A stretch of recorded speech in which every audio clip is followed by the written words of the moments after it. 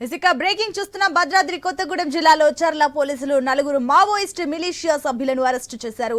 వీరిని చింతగుప్ప బోదనెల్లి అటవీ ప్రాంతంలో నలుగురిని అదుపులోకి తీసుకున్నట్టు తెలిపారు. వీరంతా ఛత్తీస్గఢ్ కు చెందిన మావోయిస్ట్ పార్టీ మిలిషియా సభ్యులు. వీరి నుంచి ఒక డీసీఎం వ్యాన్, 2 ట్రాక్టర్లు, 2 బైకులు, 2 పడవలు, 2 కాటన్స్ వైర్స్ బండిల్స్ ను స్వాధీనం చేసుకున్నారు పోలీసులు.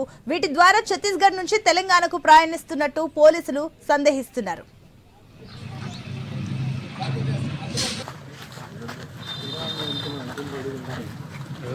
వీళ్ళు కూడా తినలే.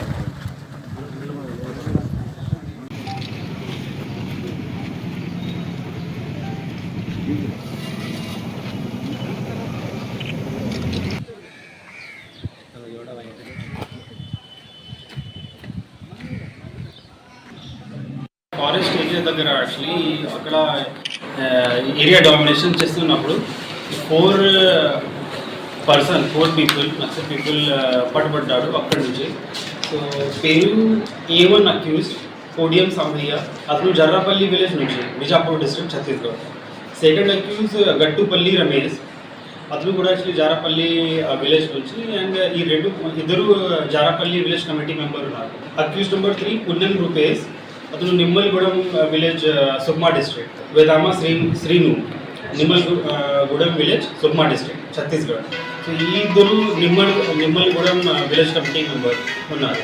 And seize material 2 tractors, 2 boats, 1 DCM, 2 motorcycle and 2 bundles of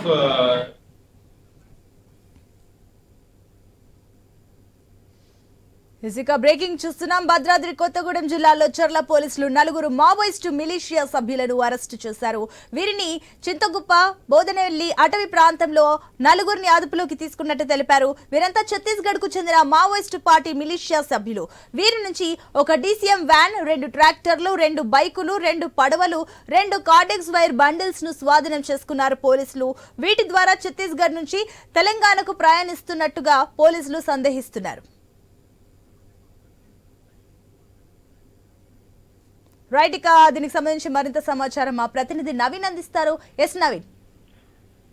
Sunitha, మనం చూడొచ్చు భద్రాద్రి కొత్తగూడెం జిల్లా చర్ల మండలంలోని చింతగుప్ప బోదనపల్లి అడవి ప్రాంతంలో మావోయిస్టులకు సంబంధించిన మిలిషియా సభ్యులను ఒక నలుగురిని అయితే అదుపులో తీసుకున్నారు. అయితే ఈ నలుగురు కూడా పూర్తి స్థాయిలో ఛత్తీస్గఢ్ రాష్ట్రానికి చెందిన వ్యక్తులుగా పోలీసులు గుర్తించారు. వీరు వద్ద నుంచి దాదాపుగా ఇప్పుడు మనం చూసుకున్నట్లయితే ఒక డీసీఎం వ్యాన్ తో పాటు 2 ట్రాక్టర్లు, అదేవిధంగా 2 ద్విచక్ర వాహనాలతో పాటు 2 పడవలు, 2 వైర్ బండిల్ని కూడా స్వాధీనం చేసుకున్నారు. అయితే ఇదంతా కూడా ఛత్తీస్గఢ్ రాష్ట్రం నుంచి తెలంగాణ రాష్ట్రం వైపు మావోయిస్టులు రావడానికి, అంటే ఇప్పుడు వర్షాకాలం వరదలు ఉంటున్న నేపథ్యంలో వాగులు వంకలు కూడా పూర్తి స్థాయి కూడా వరదలు ఉంటాయి. అంతేకాదు గోదావరి కూడా మధ్యలో ఉంది, శబరి నది కూడా ఉన్న నేపథ్యంలో ఈ పడవల ద్వారా వాళ్ళు ప్రయాణం చేస్తున్నట్టుగా తెలుస్తుంది. ఛత్తీస్గఢ్ నుంచి నేరుగా మావోయిస్టులకు సంబంధించిన కొన్ని దళాలు తెలంగాణ వైపు రావడానికి ప్రయత్నం చేసింది. గతంలో వచ్చిన పరిస్థితిగా చూడవచ్చు. మనం 10-15 రోజుల కింద ఎన్కౌంటర్ కూడా చోటు చేసుకుంది. ఆరుగురు మావోయిస్టులు కూడా ఛత్తీస్గఢ్ నుంచి వచ్చినట్టు మావోయిస్టు దళం భద్రాద్రి జిల్లాలో ఎన్కౌంటర్లు చనిపోయిన పరిస్థితి. కాబట్టి అయితే నేరుగా మావోయిస్టు ఛత్తీస్గఢ్ నుంచి తెలంగాణ రాష్ట్రం వైపు రావడానికి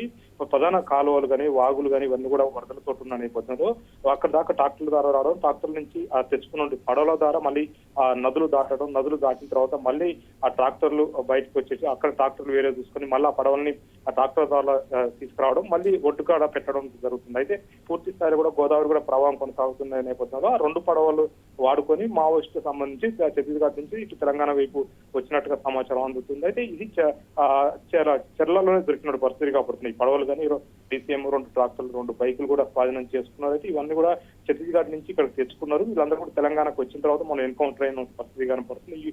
ఇవన్నీ కూడా ఒక అడవి ప్రాంతంలో దాచినట్టు పరిస్థితి మనం చూడవచ్చు. అయితే ఈ నలుగురు సభ్యులు ఎవరైతే అరెస్ట్ అయిన సభ్యులు మొత్తం కూడా ఇవన్నీ కూడా అరేంజ్ చేసినట్టుగా చెప్తున్నారు. మావోయిస్టులకు సంబంధించినటువంటి మిలిషియా సభ్యులుగా వీళ్ళు ఉన్నారు. పార్టీకి సంబంధించి ఏది చెప్తే అది చేయడం, అంటే వీళ్ళు పూర్తి స్థాయి కూడా ఆ దళాలు ఎక్కడికి నుంచి ఎక్కడికి వెళ్ళాలి ఏందనేది కూడా పూర్తి స్థాయిలో కూడా వీళ్ళు సహకారం చేస్తున్న పరిస్థితి మనం చూడవచ్చు. ఎందుకంటే ఫస్ట్ 2 బండ్లు ఉన్నాయి. 2 బండ్ల ద్వారా రూట్ క్లియరెన్స్ కోసం వాళ్ళు ముందుగా వస్తారు. వచ్చిన తర్వాత వెనక ఏదైతే ఉందో 2 ట్రాక్టర్లు ఉంటాయి. ఆ 2 ట్రాక్టర్ల ద్వారా కూడా మావోయిస్టు ట్రాక్టర్ ద్వారా వస్తారు. అక్కడ తెచ్చుకున్నట్టు పడవ ఏవైతున్నాయో పడవల ద్వారా ఇక్కడ ఉన్నట్టు వాగులు వంకలు దాటుకుంటూ తెలంగాణ వైపు వచ్చారు, గోదావరి కూడా దాటి వచ్చారని చెప్పేసి కూడా చెప్తున్నట్టు పరిస్థితి మనం చూడవచ్చు. అయితే ఈ నలుగురిని మొత్తం కూడా అదుపులో తీసుకున్నప్పుడు పూర్తిగా వీళ్ళకి సంబంధించినటువంటి ఏమైతే పరికరాలు వాడారో మావోయిస్ట్ తెలంగాణ వైపు వచ్చినప్పుడు పూర్తిగా వాళ్ళు ఎట్లా వచ్చారు, ఎలాంటి ఈ వాగుల వంకలు ఏ విధంగా దాటుకుంటూ వచ్చారని దాని మీద పోలీసులు ఆరా తీయడంతో కూడా ఒక అడవి ప్రాంతంలో ఇవన్నీ కూడా దాచిపెట్టిన పరిస్థితిగా పడుతుంది. అయితే భారీ అడవి ప్రాంతంలో దాగడంతో కూడా ఈ సమాచారాన్ని ఎవరైతే ఇప్పుడు మిలిషియా సభ్యులు అరెస్ట్ అయ్యారో వాళ్ళందరూ పూర్తి స్థాయిలో కూడా సమాచారం ఉండడంతో కూడా ఇవి అన్నిటి కూడా తీసుకున్న పరిస్థితి కాబట్టి స్వాధీనం కూడా చేసుకున్నారు. అయితే పూర్తిగా కూడా మనం చూడవచ్చు మావోయిస్ట్ చాలా టెక్నిక్ గా వాడుతున్న పరిస్థితిగా పడుతుంది. వాళ్ళకి సంబంధించిన కోరేరా వస్తుందని వాళ్ళకు ఉన్నటువంటి మిలిషియా సభ్యుల ద్వారా పూర్తి స్థాయిలో కూడా వాళ్ళ పడవలు కూడా వాడుకుంటూ ఆ నదులు ఈ గోదావరి పరివాహక ప్రాంతాలు మొత్తం కూడా దాటుకుంటూ కూడా వేరే ప్రాంతానికి వెళ్ళడానికి పూర్తి స్థాయిలో కూడా అన్ని పరికరాలు ఉపయోగిస్తున్నట్టుగా తెలుస్తుంది. అంతేకాకుండా భారీగా కూడా ఏదైతుందో వైర్ బండిల్ కూడా ఉన్నటువంటి పరిస్థితిగా పడుతుంది. ఎక్కడైనా బ్లాస్టింగ్ అవసరం ఉంటే బ్లాస్టింగ్ కూడా వెనకాడకుండా బ్లాస్టింగ్ చేసుకుంటూ వాళ్ళు వస్తున్న పరిస్థితి కనపడుతుంది. ఎందుకంటే దాదాపుగా 2 ట్రాక్టర్లు, 2 పడవలు, అదేవిధంగా ఒక డీసీఎం వ్యాన్, 2 బైకులు ఇవన్నీ కూడా పూర్తి స్థాయిలో కూడా వాళ్ళ దళాల కదలికలు, వాళ్ళ దళాలు ఒక ప్రాంతం నుంచి మరో ప్రాంతానికి వెళ్ళడం కోసం ఇవన్నీ కూడా ఉపయోగిస్తున్న పరిస్థితి కాబట్టి దీని వెనక భారీ ఎత్తున కూడా మావోయిస్టులకు సంబంధించిన ఇంకా మిలిషియా సభ్యులు ఉన్నారు. ఇక పూర్తి స్థాయిలో కూడా కొన్ని కీలక నేత ఏదైతే మావోయిస్టుల సానుభూతి పరులు కూడా ఉన్నట్టుగా పోలీసులు అయితే అనుమానం వ్యక్తం చేస్తున్నారు. ఈ నలుగురు మొత్తం అదుపులోకి తీసుకుని అరెస్ట్ చేశారు. వాళ్ళని రిమాండ్ కూడా తరలిస్తున్న పరిస్థితి కాబట్టి ఈ మొత్తం కూడా కోర్టుకు కూడా డిమాండ్ చేస్తామని కూడా చెప్పారు. అయితే మావోయిస్టులకు సంబంధించి పూర్తి స్థాయిలో కూడా గోదావరి పరివాహక ప్రాంతం ఎక్కడైతే ఉందో ఆ ప్రాంతాల్లో కూడా